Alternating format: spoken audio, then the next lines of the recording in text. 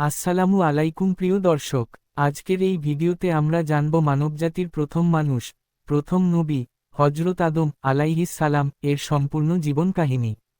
কিভাবে তার সৃষ্টি হলো, কেন তাকে জান্নাত থেকে পৃথিবীতে পাঠানো হলো, এবং তার জীবন থেকে আমরা কি শিক্ষা পাই, সব কিছু বিস্তারিত জানব আজকের এই ভিডিওতে।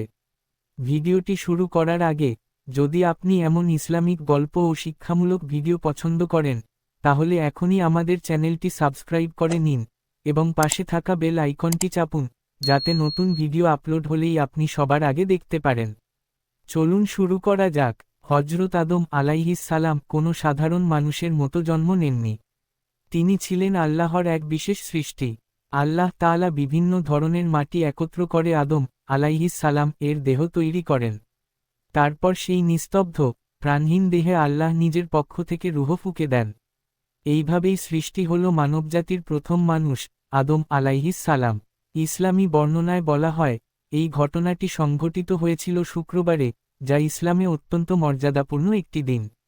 আদম আলাইহিস সালামকে সৃষ্টি করার পর আল্লাহ ফেরেশতাদের আদেশ দিলেন, তোমরা সবাই আদমকে সিজদা করো। ফেরেশতারা সবাই আল্লাহর আদেশ মেনে সিজদা করলেন, কিন্তু একজন ছিল, যে এই আদেশ অমান্য করল, সে হল ইবলিশ। ইবলিশ বলল, আমি আগুন দিয়ে তৈরি, আর আদম মাটি দিয়ে, আমি তার চেয়ে উত্তম। এই অহংকারের কারণে সে আল্লাহর রহমত থেকে চিরতরে বিতাড়িত হল। কিন্তু যাওয়ার আগে সে প্রতিজ্ঞা করল, আমি মানুষের সামনে, পিছনে, ডানে বামে সব দিক থেকে এসে তাদেরকে পথভ্রষ্ট করব। এভাবেই শুরু হলো মানুষ ও শয়তানের চিরন্তন শত্রুতা। আল্লাহ আদম আলাইহিস সালামকে জান্নাতে স্থান দিলেন।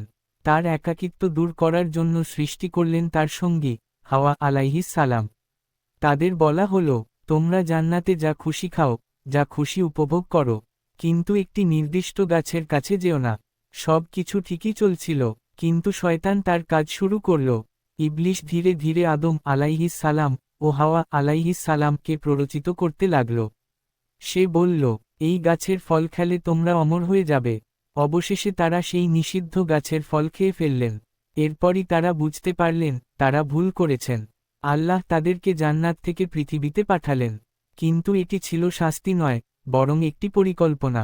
কারণ পৃথিবীই ছিল মানুষের আসল বসবাসের স্থান। পৃথিবীতে এসে আদম আলাইহিস সালাম গভীরভাবে অনুতপ্ত হলেন। তিনি আল্লাহর কাছে ক্ষমা প্রার্থনা করলেন। আল্লাহ তার তওবা কবুল করলেন। এই ঘটনা আমাদের শেখায়, মানুষ ভুল করতেই পারে, কিন্তু আল্লাহর কাছে ফিরে আসলেই ক্ষমা পাওয়া যায়। আদম আলাইহিস সালাম পৃথিবীতে প্রথম নবী হিসেবে মানুষের কাছে আল্লাহর বার্তা পৌঁছে দিতে শুরু করলেন। তিনি মানুষকে শেখালেন, এক আল্লাহর ইবাদত করতে, সত্য ও ন্যায়ের পথে চলতে, পরিবার গঠন করতে। আদম আলাইহিস সালাম ও হাওয়া আলাইহিস সালাম এর বহু সন্তান জন্ম নেয়। তাদের মাধ্যমেই পৃথিবীতে মানবজাতির বিস্তার ঘটে। তাদের দুই ছেলের ঘটনা খুবই গুরুত্বপূর্ণ, হাবিল এবং কাবিল। কাবিল ঈর্ষান্বিত হয়ে নিজের ভাই হাবিলকে হত্যা করে। এটাই ছিল মানব ইতিহাসের প্রথম হত্যা। এই ঘটনা আমাদের শেখায়, হিংসা ও রাগ মানুষের জীবন ধ্বংস করে দিতে পারে। আদম আলাইহিস সালাম শুধু একজন মানুষই ছিলেন না, তিনি ছিলেন একজন নবী।